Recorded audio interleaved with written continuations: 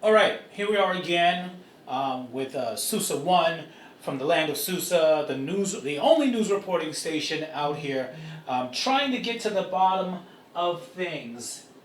Um, and what we have right here, who actually are you? I am the King of Persia. Mhm. Okay, great. And can you explain to me, because what we understand is that, first of all, sorry, we're trying to get to the bottom of the story about Esther, Queen Esther, your queen. And so what we want to find out is, why were you looking, I mean, what was the prompt for Esther to come before you? What was the situation? Well, I had this wife, and we got into an argument, and she was very upset. And I was known for killing off my wives, so she ran away.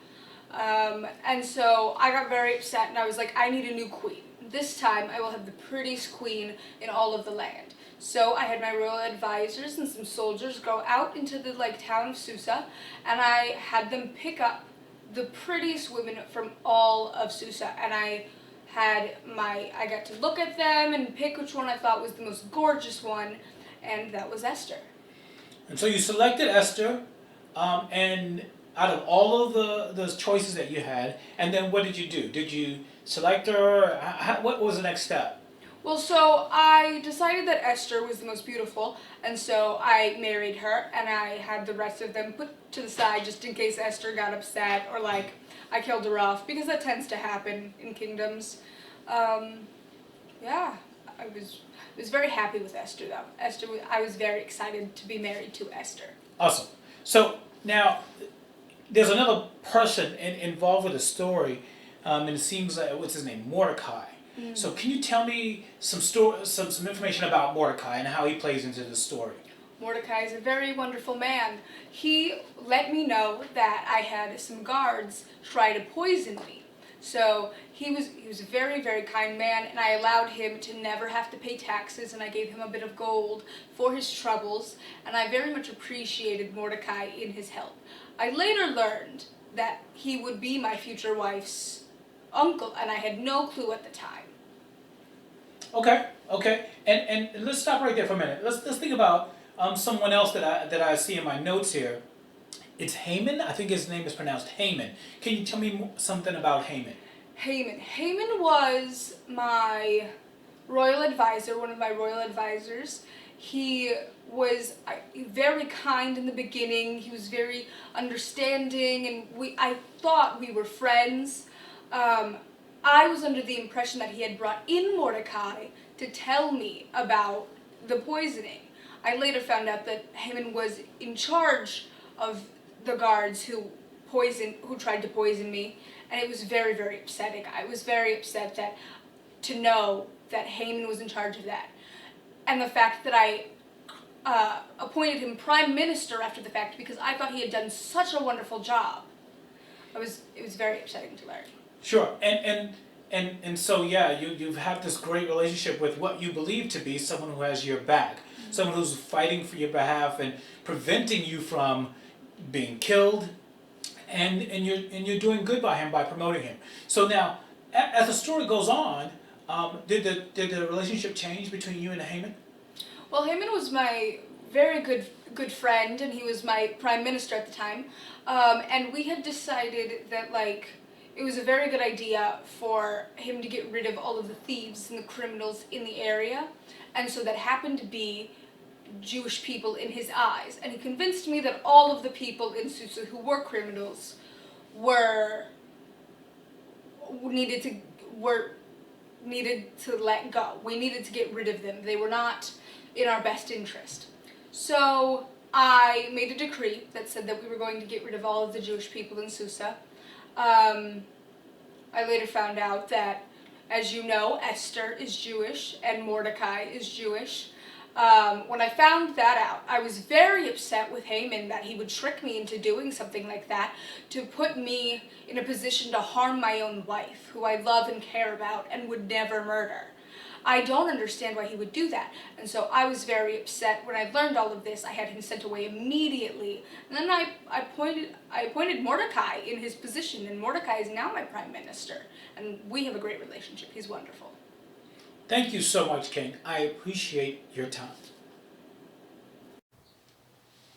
All right, so, whew, what a whirlwind. My name is Mordecai, the uncle of Esther, now Queen Esther.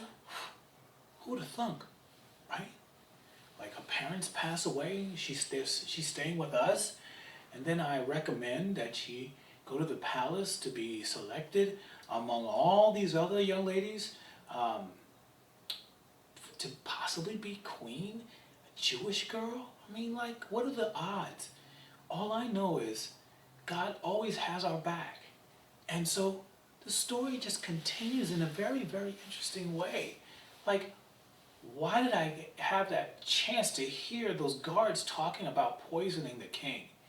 And then I'm in a position to be there for Esther, to be able to give information to Esther, to possibly have her share deep information, scary information about her being Jewish after being um, um, appointed as queen, selected as queen. And so, this journey has just been absolutely incredible. Um, to find myself towards the end being appointed as prime minister, um, and my niece also being the queen is an amazing thing. And we give all honor and glory to God for keeping us through this time and allowing us to be able to defend ourselves and to be even in the inner courts with this king. So we're just glad, so blessed, and glad to be in the positions that we are. Not necessarily in the king's place, but in places of favor with God. Thank you. I'm Haman. And, you know, I'm pretty much wrongfully picked out of here. I think they're bullying me. I'm feeling abused. I'm the guard. I'm one of the king's favorite guards and the most trusted advisors. And I think I'm getting a bad rap here. Like, look, all I did. Okay. I want to be king. Truth be told, but I mean, this king is already not the best. Like, he ain't really doing the thing the way that I would do it. So, I had this plan. I just planned to have my guards, go ahead and take him out with this poison. Then they found out about it, and because Mordecai and all of this, man, I'm telling you, it's not right. So they find out. They didn't blame me because they didn't know I was associated with it. I get appointed prime minister, which brings me closer and closer to being the king. And then, all of this stuff happens, and I did what I thought was best for the kingdom. All I did was I said, hey, look, these people, they're not the best people. We need to get rid of these people. I didn't know that the king's wife was, Jewish. I didn't know. But you know what? I was asking for them to all be removed anyway.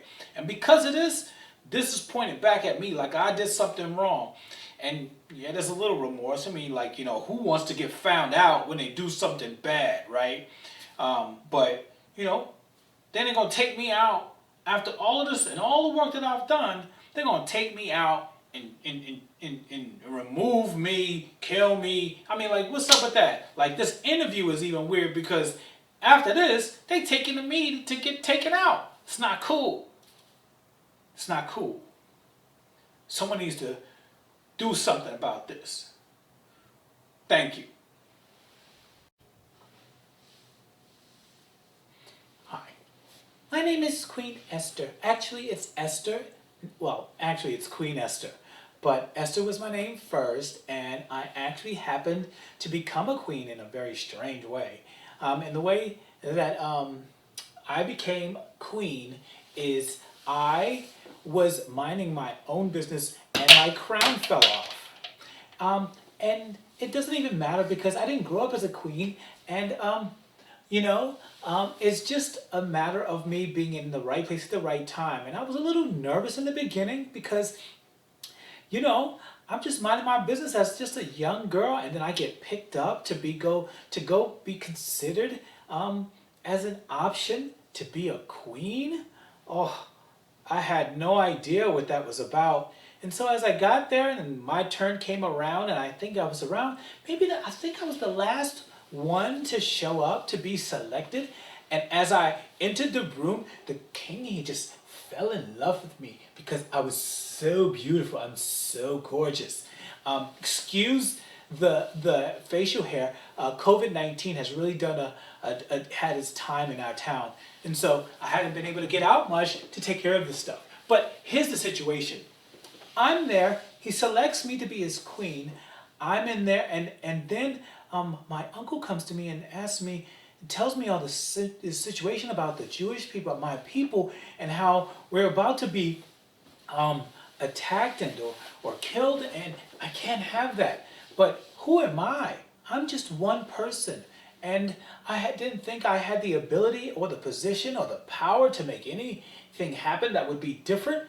But my uncle believed that if I said something, just to say something, it might change the course of things. And so what I did was I asked for some time with the king. I asked to be able to have a banquet with Haman, and we ended up just having a good conversation the first time, and then the second night, what ended up happening is I actually did something that was very scary. I stepped out in faith, and what I did was um, I let the king know that I was Jewish. The problem with that is that I was so afraid of that because letting the king know that I was Jewish could have been harmful for me and or for my people. And yet he loved me so much. It seemed like he was confused, and he wouldn't let any hurt, harm, or danger come to me. And so what he did was he walked out. And when he came back in, he was so enraged by what he saw. He saw that Haman had attempted to look like it looked like he was trying to do me harm. And so the king sent him away. Oh, it could have been me, but it wasn't. And even though the king wrote a decree that said that my people were going to be destroyed, I spoke with him, and he wrote another decree. And that decree was to allow my people to fight, to defend themselves. And as my people fought and defended themselves, we came out the victor. We were not destroyed. We actually survived the fight, and we're all good. And so I'm so appreciative of this whole story, and how God provides. And even though you might not think you have a voice, continue to say the thing that's on your heart to say, because God has a plan. Thank you.